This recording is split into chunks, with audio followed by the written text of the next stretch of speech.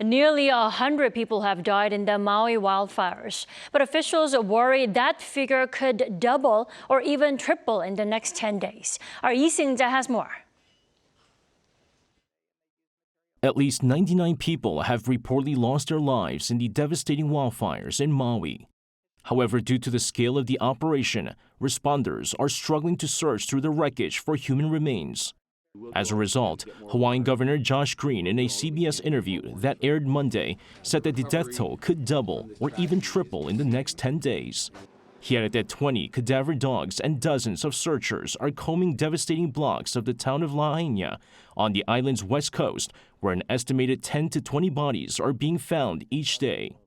According to official estimates, 2,700 buildings were damaged or destroyed by the wildfires, with the cost of the damage coming in at an estimated $5.5 billion.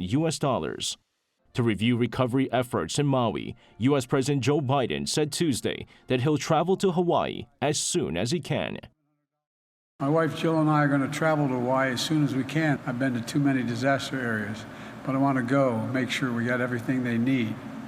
Want to be sure we don't disrupt the ongoing recovery efforts.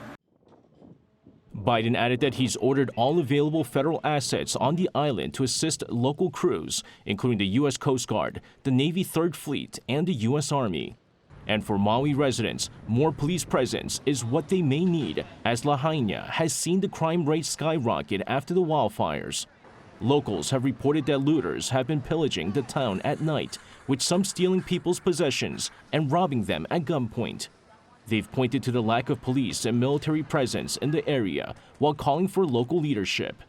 To add to the problems, residents say supply vehicles containing shipments of water, food, and first aid items are being rerouted as authorities are barring access to the areas where help is most needed.